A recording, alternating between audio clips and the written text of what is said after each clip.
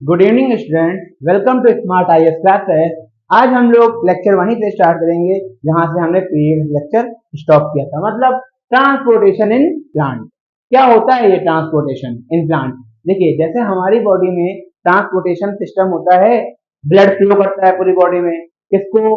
Water को, food को, oxygen को कैरी करता है और लेके जाता है पूरी बॉडी तक और हर बॉडी के सेल तक। वैसे ही प्लांट में भी क्या होता है? ट्रांसपोर्टेटरी सिस्टम होता है। प्लांट में जो ट्रांसपोर्टेशन होता है वो दो चीजों से होता है। पहला क्या है? पहला जो है वो है जाइलम। किससे होता है बेटा? जाइलम। जाइलम से जाइलम, जा से जल। जाइलम से वाटर कंडक्ट किया जाता है प्लांट में। और दूसरा होता है कंटेंट जिसे बोलते हैं फ्लोएम। दूसरा क्या होता है? फ्लोएम। फ्लोएम से फूड, फ्लोएम से क्या होता है? फूड कंडक्ट होता है। जाइलम जो होता है ये क्या होता है? ये जो वाटर है उसको यूनि डायरेक्शन में, मतलब कि नीचे से ऊपर की तरफ क्या करता है? कंडक्ट करता है। कैसे करता है समझिए। ट्रांसपोर्टेशन इन प्लांट अगर हम बात करें तो पढ़िए, in plant transportation of material like food, water and minerals take place through conducting tissue। इन्हीं जाइलम एंड फ्लोएम को ही कंडक्टिंग टिश्यू कहते हैं। ये क्लास 9 का चैप्टर 2 जिसमें आपको पढ़ाया गया होगा कंडक्टिंग टिश्यू या वैस्कुलर बंडल के बारे में। नहीं पढ़ाया गया तो हम पढ़ाएंगे इसके बारे में। वैस्कुलर बंडल क्या है? Vascular bundle arrangement of xylem and phloem inside the plant. ये जो कंडक्टिंग टिश्यू होते हैं जिन्हें हम लोग क्या बोलते हैं? Xylem and phloem. यही क्या करते हैं? वाटर को कंडक्ट करते हैं और फ्लूइड को कंडक्ट करते हैं प्लांट में। जाइलम जो होता है, जाइलम जो है वो एक ऐसा कंडक्टिंग टिश्यू है जो कि चार चीजों से मिलकर बना हुआ है। पहला जाइलम वेसल, दूसरा जाइलम ट्रैकीट्स, जाइलम पैरेन्काइमा और काइमा और जाइलम फाइबर। तो जाइलम जो है चार तरीके के मेन सेल से मिलकर बना हुआ होता है, इसीलिए इसे टिश्यू बोलते हैं। ठीक है, कौन कौन से चार सेल्स हैं? Xylem vessels, xylem tracheids, xylem parenchyma है, जाइलम फाइबर। जाइलम क्या करता है? जाइलम ट्रैकीट्स की हेल्प से वाटर को कंडक्ट करता है ऊपर की तरफ। यहाँ पर क्या होता है?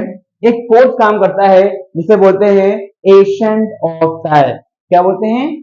Ancient of SAP. वो भी इस कंडीशन में, इस कंडीशन में क्या होता है? अप्लाई होता है।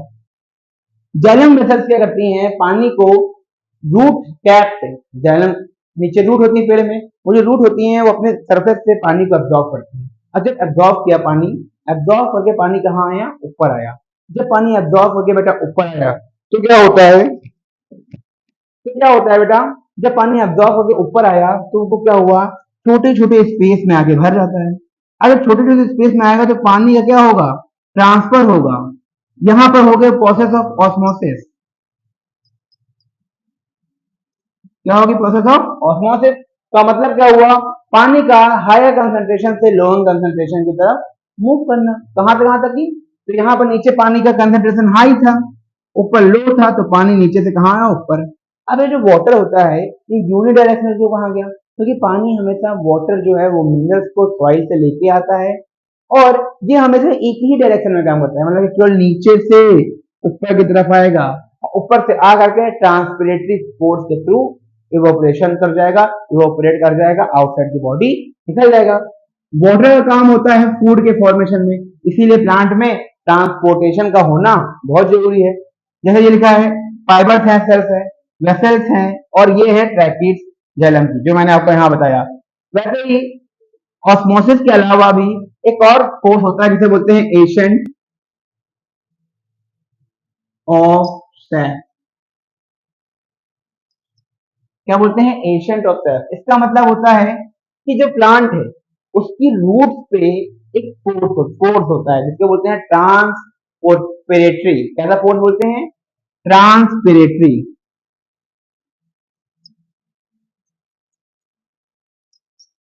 ट्रांसपिरेशन का मतलब क्या होता है?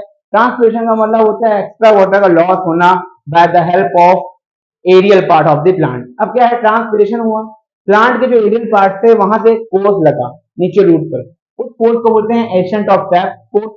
अब इस कोर्स के अंदर क्या होता है, रूट से पानी को खींचा जाता है, दिखा रहा है ना यहाँ से पानी को खींचा जा रहा है अच्छे से, पानी को खींचा जाता है कहाँ, ऊपर की तरफ। ऊपर की तरफ जब पानी आता है तो पानी जो है लीफ तक ही पहुंचता है, और जो एक्स्ट्रा वाटर होता है वो ट्रांसपिरेशन के थ्रू, इवापोरेशन के थ्रू क्या होता है, लीफ की सरफेस से बाहर निकल जाता है। इन दोनों तरीकों से क्या होता है, वाटर का कंडक्शन होता है ऊपर की तरफ। Xylem as a water mineral from root to all part the body. जो जाइलम होता है वो कंडक्ट करता है वाटर को और मिनरल्स को ऑल पार्ट द बॉडी। ये यूनिडायरेक्शनल मूवमेंट करता है, मतलब इसका मूवमेंट जो है एक ही ऊपर की तरफ होता है, वापस नीचे नहीं आता है। ठीक, तो ये हो गया इतना कुछ वाटर के कंडक्शन के लिए। एसेंट ऑफ सैप से होता है, एक फोर्स लगता है जिससे क्या होता है, पानी ऊपर की तरफ जाता है। ये जाइलम के वो सेल्स हैं जो कि कंडक्शन ऑफ वाटर में हेल्प करती हैं। फ्लोएम पे आ जाते हैं। फ्लोएम क्या है, phloem is a food conducting molecule. Phloem जो है वो हमारा फूड कंडक्टिंग मॉलिक्यूल है, जिससे क्या होता है, जो भी प्लांट में फूड बना है in the form of glucose, वो क्या होता है, प्लांट के डिफरेंट डिफरेंट पार्ट में, जैसे फ्रूट, लीफ, स्टेम, रूट, इन सब में क्या होता है, स्टोर किया जाता है in the form of starch. किसकी फॉर्म में स्टोर किया जाता है, स्टार्च की फॉर्म में। और ये स्टार्च है ये क्या होता है, इनसॉल्युबल मटेरियल होता है जो कि प्लांट का फूड कहलाता है। अब जो फ्लोएम है ये बोथ डायरेक्शनल, मतलब ऊपर भी जा सकता है फूड और नीचे भी जा सकता है। इसीलिए फ्लोएम में क्या होता है, इसमें भी 5 तरीके की डिफरेंस सेल पाई जाती है। पहला phloem parenchyma,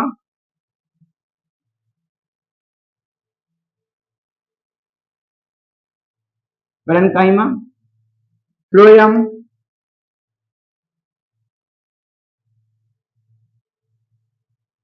sieve tube,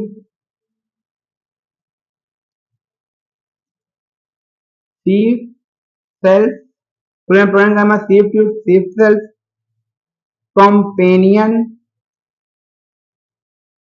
sales और फ्लोएम फाइबर। ये 5 तरीके की सेल होती हैं, 1, 2, 3, 4, 5। ये क्या करती हैं, फ्लोएम में हेल्प करती हैं कंडक्शन ऑफ फूड में। देख लीजिए ये दिखा रहे हैं, सीव ट्यूब्स हैं, कंपेनियन सेल हैं, ये कंपेनियन सेल होती हैं। ये सीव ट्यूब्स होती हैं जो फूड को ऊपर की तरफ और नीचे की तरफ बहुत डायरेक्शन लाने का काम करती हैं। एंड वॉल है, यहाँ पर स्टोर कर लिया गया, कंपेनियन सेल में फूड का स्टोरेज हो गया। परफॉर्म प्लेट्स होती हैं, तो वेसल मेम्ब्रेन होती है, इनमें भी फूड का स्टोरेज होता है, स्टोर किया जाता है फूड ला करके। ठीक, स्टोर वगैरह किया जाता है। ये क्या है, पैकेट्स हैं। जाइलम के केस में मैं डिफरेंट समझा रहा हूँ, ठीक है, सॉरी गलत हो गया, सॉरी सॉरी। ये स्टोरेज के लिए होते हैं बेटा फ्लोएम में।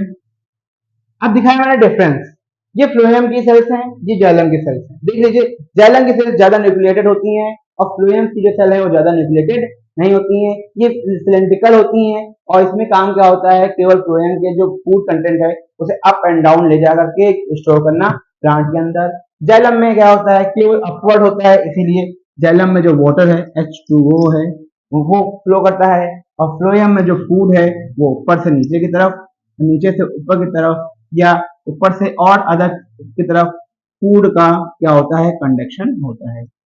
इसमें 5 तरह की सल्फेट चार्ज है, पढ़ लीजिए। The transportation of food leaf to the other part of the plant, this process is called translocation. और इस प्रोसेस को, ट्रांसफर ऑफ फूड को क्या कहा जाता है, translocation. Transfer of, transport of water को बोला जाता है ट्रांसपोर्टेशन। और जो फोर्स लगता है जब पानी बाहर निकलता है प्लांट के, तो उसे बोलते हैं ट्रांसपिरेशन। कंफ्यूज मत होइएगा, ट्रांसलोकेशन, ट्रांसपोर्टेशन, ट्रांसपिरेशन। ट्रांसलोकेशन का मतलब फूड का प्लांट में पूरी बॉडी में जाना, ट्रांसपोर्टेशन का मतलब वाटर का प्लांट में रूट से ऊपर जाना लीफ तक की, और ट्रांसपिरेशन का मतलब एक्स्ट्रा वाटर का लॉस होना। ठीक है बेटा। अब क्या है, the process of consisting the sieve tube and companion cell food get leave transferred the xylem by the energy. ठीक, फूड जो है वो ट्रांसफर किया जाता है with the help of energy. in the form of ATP molecule, किस molecule के form में ATP, due to the osmotic pressure of water entire phloem in help in the transport of food। जो हमारा osmotic pressure होता है वही क्या करता है, हेल्प करता है। osmotic pressure osmosis समझ गए ना, हायर कंसंट्रेशन से लोअर कंसंट्रेशन, हायर कंसंट्रेशन से लोअर कंसंट्रेशन मॉलिक्यूल का मूवमेंट करना, ठीक, हेल्प करता है किसमें, ट्रांसपोर्टेशन में। ट्रांसपोर्ट द फूड, कैसे ट्रांसपोर्ट करता है, फूड को। तो यहाँ हमारा ट्रांसपोर्ट ऑफ फूड होता है, यहाँ हमारा ट्रांसपोर्ट ऑफ वाटर होता है। क्लियर गाइस, आगे आइए। फिर आज हम बात करेंगे एक्सक्रीटरी सिस्टम के ऊपर, जिसमें हम लोग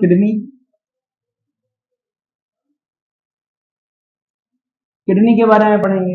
एक्सक्रीशन, अब जो भी आपने डाइजेशन में खाया पिया उसे बाहर भी तो निकालना है। तो बाहर निकालने में क्या होता है, हमारे ब्लड में जो भी न्यूट्रिशन गया है उस न्यूट्रिशन को फिल्टर करने के लिए हमारी बॉडी में एक ऑर्गन होता है, जिस ऑर्गन को हम लोग बोलते हैं एक्सक्रीटरी सिस्टम।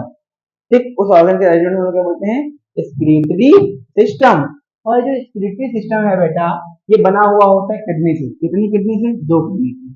ठीक, दो किडनी क्या होती है, अरेंज होती हैं हमारे एब्डोमिनल रीजन में। कहां पर, एब्डोमेन, हेड, थोरैक्स और एब्डोमेन। एब्डोमेन में क्या होती है, किडनी होती है, एक थोड़ी सी नीचे होती है, एक थोड़ी सी ऊपर होती है, बीन शेप होती है, बीन के आकार की, राजमा, राजमा के बराबर की होती है, ये देख सकते हैं आप। इनको हम लोग रीनल सिस्टम क्या बोलते हैं, रीनल सिस्टम के नाम से भी जानते हैं, रीनल सिस्टम के नाम से भी जानते हैं।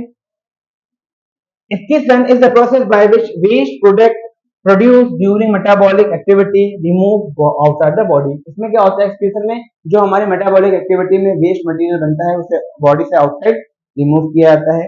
हमारी बॉडी में जो एक्सक्रीटरी सिस्टम है वो बना हुआ होता है एक पर्टिकुलर ऑर्गन सिस्टम से, ठीक है, ठीक, जिसे क्या बोलते हैं, किडनी। क्या बोलते हैं, किडनी। हमारे पास दो पेयर किडनी पाई जाती है, टू पीस किडनी होती है, एक राइट एक लेफ्ट, ठीक है।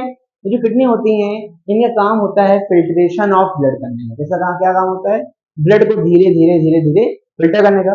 अब किडनी ने क्या किया, फिल्ट्रेशन ऑफ ब्लड किया। तो ये करता कैसे है, इसके अंदर एक स्मॉल स्मॉल से यूनिट्स होती हैं जिनको बोलते हैं नेफ्रॉन। क्या बोलते हैं बेटा इनको, नेफ्रॉन। ठीक, ये नेफ्रॉन होता है, ये कैसे क्या करता है, एक्सक्रीशन परफॉर्म करता है। कैसे परफॉर्म करता है, किडनी जो होती है वो क्या करती है, अपना पर्टिकुलर स्ट्रक्चर रखती है, दो होती हैं जो कि बनी हुई होती हैं, एक को बोलते हैं renal kidney, left renal kidney और राइट। अब हम ऐसे खड़े हो जाएं तो ये लेफ्ट हमारी होगा, ये राइट, तो इस वाली को बोलते हैं लेफ्ट किडनी,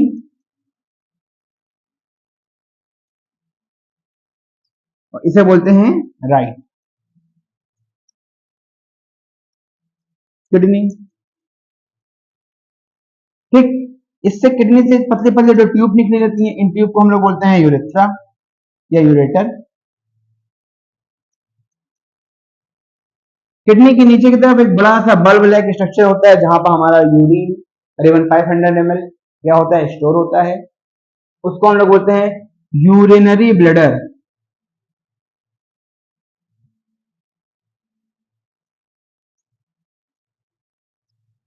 क्या बोलते हैं हम लोग उसे, यूरिनरी ब्लडर। यूरिनरी ब्लडर में क्या होता है, यूरिन इकट्ठा होता है। जब यूरिन कलेक्ट हो जाता है यूरिनरी ब्लडर में, तब क्या होता है, एक प्रेशर एग्जस्ट करता है हमारे ब्रेन पर, urinary bladder bye the help of neurons.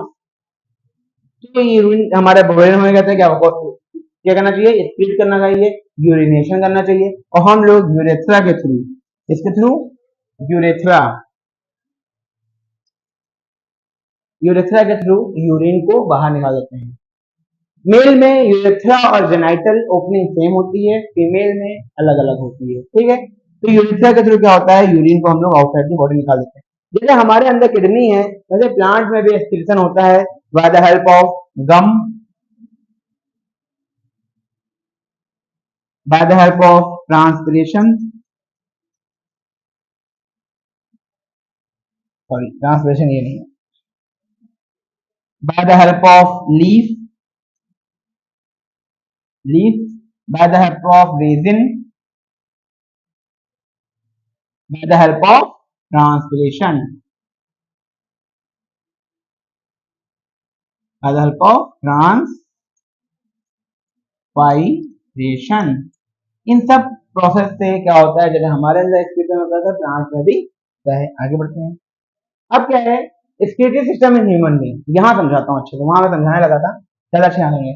स्केलेटरी system in human being consist of pair of kidney, a pair of ureter and a urinary bladder, urethra and each kidney is number excretory units called nephron. बहुत छोटी छोटी unit होती है जिनको हम लोग बोलते हैं नेफ्रॉन।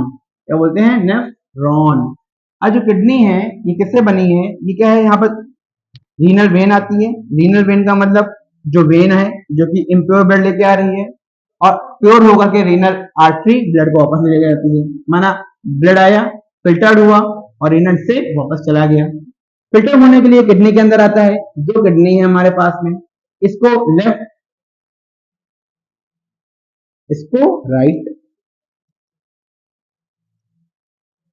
यूरेटर है, दो पाए जाते हैं यूरेटर। इनमें क्या होता है, जो यूरिन बनता है वो आकर के कलेक्ट हो जाता है।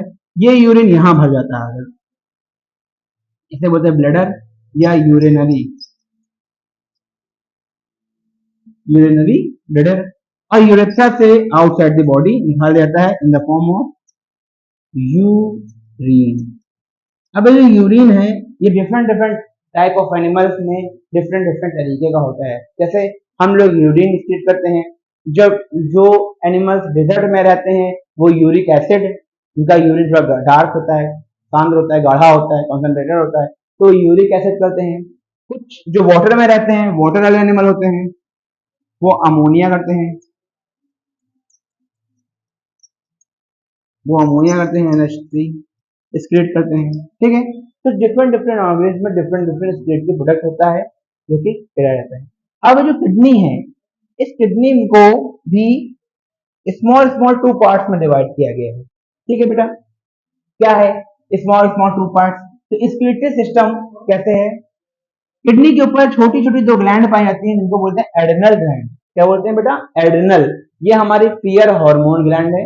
ये fear fight and flight hormone हमारी बॉडी में किए जाते हैं। जब हार्मोन पढ़ाऊंगा तब बताऊंगा। किडनी जो होता है दो भाग में डिवाइड होता है, inner dark, outer line. Dark वाले को मेडुला बोलते हैं, आउटर वाले को कॉर्टेक्स बोलते हैं। मेडुला में और कॉर्टेक्स में छोटी छोटी यूनिट्स होती हैं जिनको नेफ्रॉन बोलते हैं, वो एम्बेडेड रहती है। इसके बीच के रीजन को जहां पर एक्सक्रीशन होता है उसे बोलते हैं पेल्विक। क्या बोलते हैं? पेल्विक। Renal, pelvis. और रीनल वेन यहाँ पर आती है और रीनल आर्टरी यहाँ से बाहर निकल के जाती है। ठीक, renal vein and renal artery क्या करती हैं? कलेक्ट कराती हैं आपके ब्लड को और फिल्टर करती हैं इन नेफ्रॉन। नेफ्रॉन में क्या होता है, रीनल आर्टरी आती है, क्या करती है, फिल्ट्रेशन का काम करती है और फिल्ट्रेट करके ब्लड से वेस्ट प्रोडक्ट को नेफ्रॉन में एब्जॉर्ब कर लिया जाता है और प्योर ब्लड को बाहर भेज दिया जाता है। नेफ्रॉन ये बना है, मैं इसे नेक्स्ट पेज पे आपको अच्छे से समझा रहा हूँ क्या क्या होता है नेफ्रॉन में, क्यों इसे नेफ्रॉन बोलते हैं। ये सेक्शन ऑफ किडनी है जिसे हम लोग TS बोलते हैं। TS ऑफ किडनी है, ट्रांसफर सेक्शन, ऐसे करके किडनी को काट दिया गया है। ठीक है बेटा, ये हमारे यूरिनरी ब्लैडर है। यहीं पर क्या होता है, यूरिन हमारा इकट्ठा होता है, यूरिन हमारा इकट्ठा होता है। ठीक बेटा, आगे आइए। अब आपको मैं नेफ्रॉन का स्ट्रक्चर दिखा देता हूँ, देखिए।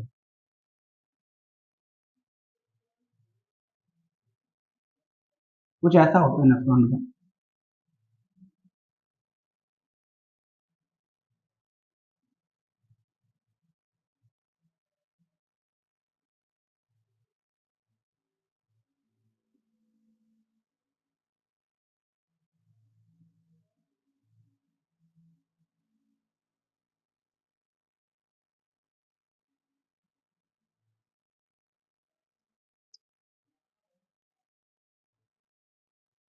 हजारों नेफ्रॉन होते हैं, करीबन करीबन 10 से 20 हजार नेफ्रॉन होते हैं हमारी किडनी में। किडनी में छोटे छोटे लोब्यूल्स पाए जाते हैं जिनको मेडुलरी लोब्यूल्स के नाम से आते हैं।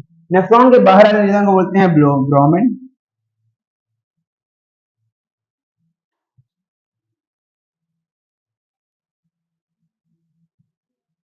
ब्रोमेन्स।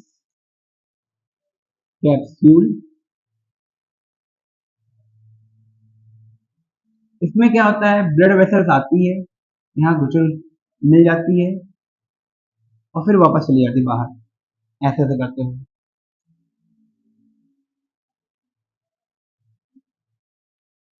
नेफ्रॉन से होते हुए आने वाले जो ब्लड वेसल होते हैं उसे बोलते हैं एफरेंट। आर्टरी, जाने वाली को बोलते हैं इफ्रेंट।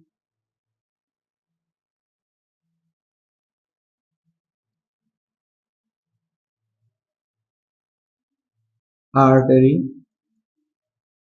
एफरेंट आई, इफ्रेंट गई, यहाँ पर क्या होगा, एब्जॉर्प्शन होगा, यहाँ पर वाटर का और आयंस का, जैसे NaCl। आयंस का क्या होता है, एब्जॉर्प्शन होता है। अब क्या है, जब एब्जॉर्प्शन हो गया तो एब्जॉर्प्शन होगा कि ये एक पतली सी ट्यूब में जाते हैं, इस ट्यूब को बोलते हैं DCT। DCT, इस ट्यूब को बोलते हैं हम लोग,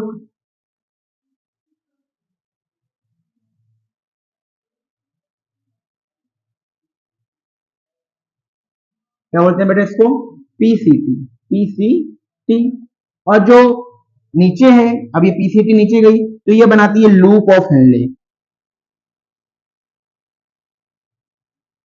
हेनले साइंटिस्ट है जिसने इस लूप के बारे में बताया था। क्या बनाती है, लूप ऑफ हेनले। फिर इसके बाद में असेंडिंग लिम्ब होता है जो ऊपर जाता है, ये डिसेंडिंग लिम्ब है नीचे आ रहा है, ये असेंडिंग लिम्ब है, इसको बोलते हैं DCT। ठीक, PCT का नाम, PCT का फुल फॉर्म होता है प्रॉक्सिमल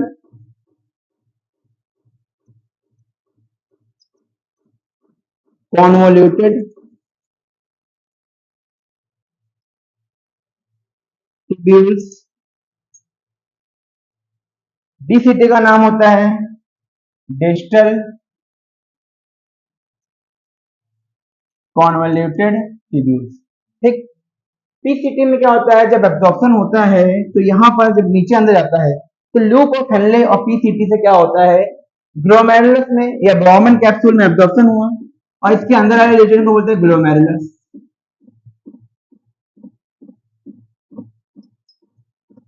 क्या बोलते हैं, ग्लोमेरुलस। अब ग्लोमेरुलस में एब्जॉर्प्शन हुआ, जब एब्जॉर्प्शन हो गया ग्लोमेरुलस में तो जो वाटर है ये तो बाहर आया, वेस्ट बाहर आया, लेकिन कुछ इंपॉर्टेंट चीजें भी बाहर आ गई। जब जैसे ज्यादा वाटर आ गया तो उसका रीएब्जॉर्प्शन क्या होता है यहाँ पर बेटा, रीएब्जॉर्प्शन मतलब कि वापस, अब इन ब्लड वेसल्स में दोबारा वाटर क्या होगा, रीएब्जॉर्ब होगा। कुछ आयंस लूप ऑफ हेनले में, आयंस Na+ क्या रीअब्जॉर्ब हो जाता है।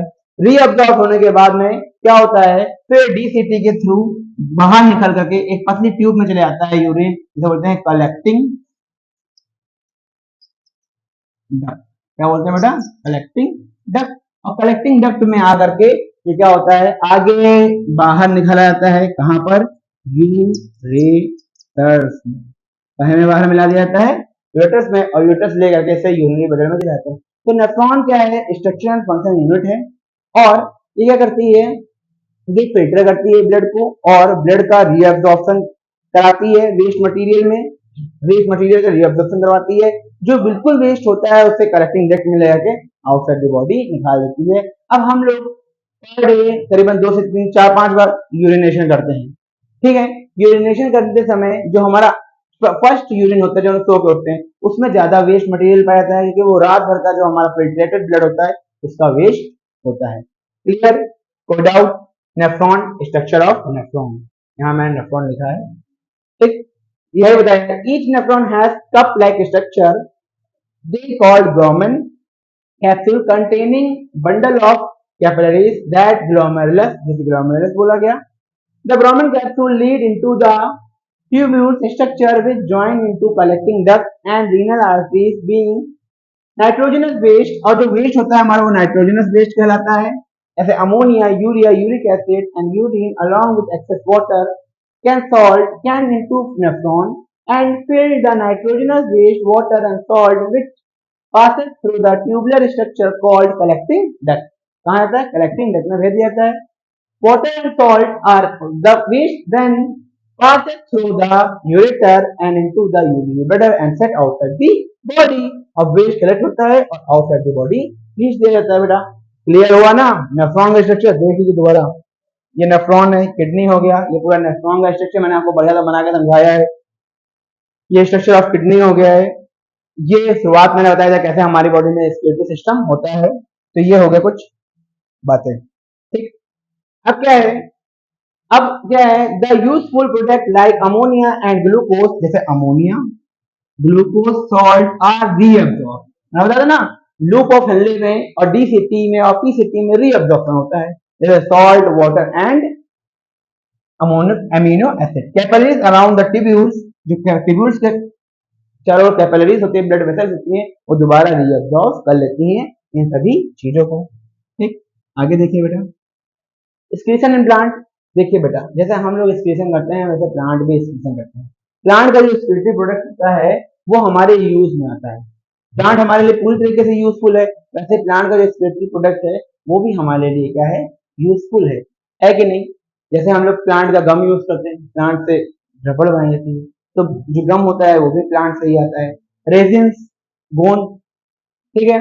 सॉलिड क्रिस्टल लाइक स्ट्रक्चर होता है, वो भी प्लांट का एक्सक्रीटरी प्रोडक्ट है। उसके अलावा ऑक्सीजन, वो तो मेन एक्सक्रीटरी प्रोडक्ट है प्लांट का जो फोटोसिंथेसिस से बनता है। उसके अलावा वाटर ड्रॉपलेट्स, वो भी क्या है, ट्रांसपिरेटरी फोर्स लगता है और एक्सक्रीटरी प्रोडक्ट एक्स्ट्रा वाटर को वाटर प्लांट एक्सक्रीट कर देता है। प्लांट अपने लीफ को ब्राउन करके फॉल डाउन करवा देता है, वो भी क्या है, एक एक्सक्रीशन का ही प्रोसेस है प्लांट के अंदर। देख लीजिए, in the plant the gaseous waste product are during the respiration, carbon dioxide निकलता है, एंड ड्यूरिंग फोटोसिंथेसिस ऑक्सीजन निकलता है। They remove through the stomata, जो कि स्टोमेटा के थ्रू रिमूव होता है। Excess water remove through the stomata, excess water भी स्टोमेटा के थ्रू रिलीज होता है, जिसको हम लोग क्या बोलते हैं, ट्रांसपायरेशन। क्या बोलते हैं बेटा, transpiration. Some waste produce are stored in the leaf, कुछ लीफ में स्टोर होता है, लीफ में स्टोर होता है, और लीफ बाद में क्या हो जाती है, फॉल हो जाती है, और वेस्ट प्रोडक्ट ब्राउन होकर के लीफ नीचे गिर जाती है। Removed when the leaf dry, सूख जाती है, एंड फॉल ऑफ, गिर जाती है।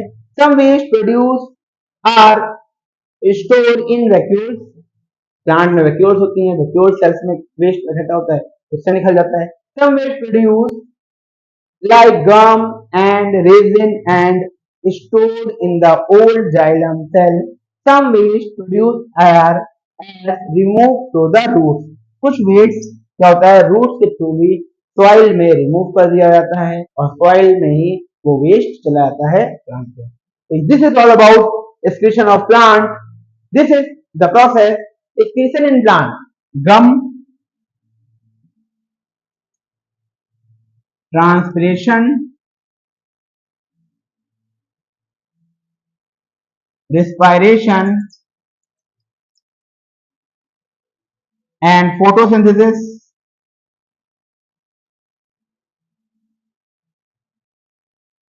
एंड ये हो जाएगा लीफ फॉल।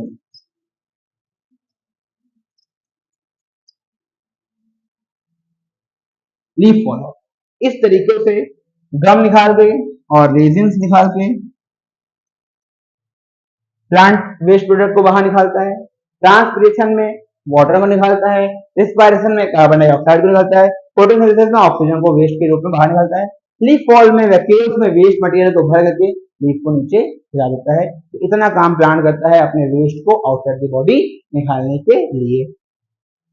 ठीक है बेटा, तो यहाँ पर जाकर के हमारा ये टॉपिक भी क्या होता है, एंड होता है। तो क्या हो गया, चैप्टर हो गया आपका पूरा खत्म। लास्ट टॉपिक था, क्या है तुम्हारा, एक्सक्रीशन एंड प्लांट। एक टॉपिक एक्स्ट्रा मुझे बताना है, समझ लीजिए बस इसे। हम लोग ब्लड में एक काम को पढ़ते हैं जिसे बोलते हैं ब्लड प्रेशर। क्या बोलते हैं बेटा, ब्लड प्रेशर। ब्लड प्रेशर क्या होता है, ब्लड प्रेशर क्या है, हमारा हार्ट कितनी प्रेशर से हमारी आर्टरीज में ब्लड को पंप कर रहा है, उसे ब्लड प्रेशर बोलते हैं। जनरली जब आप लोग अपने घरों में देखते होंगे, पापा का या अपने बूढ़ों जो आपके ओल्ड पर्सन है उनका ब्लड प्रेशर देखते होंगे, तो आपको पता होता होगा, वो कहते होंगे कि ब्लड प्रेशर क्या किसमें नापा जाता है बेटा, दो फॉर्म होती है, एक होता है 80 mm hg यूनिट और दूसरा है 120 mm hg यूनिट। तो 80 और 120 mm hg के बीच में ब्लड प्रेशर को हम लोग क्या करते हैं, नापते हैं। 80 है तो ये सिस्टोल है, सिस्टोल है, सिस्टोल कंडीशन है, और 20 है तो डायस्टोल। सिस्टोल और डायस्टोल का मतलब क्या होता है? सिस्टोल का मतलब कॉन्ट्रैक्ट और डायस्टोल का मतलब रिलैक्स। Contract, relax. तो इतना नॉर्मल नीचे वाला जितना होता है आपका 80 होता है, और ऊपर जो हाई होता है वो 120 होता है। इससे अगर ज्यादा हो गया बीपी तो हाइपरटोनिक कंडीशन हो गई, लो हो गया तो हाइपोटोनिक कंडीशन, और ऐसा है तो नॉर्मल होता है। तो ये बीपी के बारे में था कुछ जो मुझे बताना था आपको। इसको नापने के लिए एक मशीन आती है, जिस मशीन को बोलते हैं स्फेग्नो मैनोमीटर। क्या बोलते हैं? स्फेग्नोमैनोमीटर। पढ़ लीजिएगा, पूछा जाता है। ठीक है, तो बीपी को नापने के लिए स्फेग्नोमैनोमीटर होता है। ये लास्ट टॉपिक मैंने सोचा था कि आपको बताऊंगा, लास्ट में मैंने बता दिया। Clear? Okay, thank you, bye bye, take care, see you.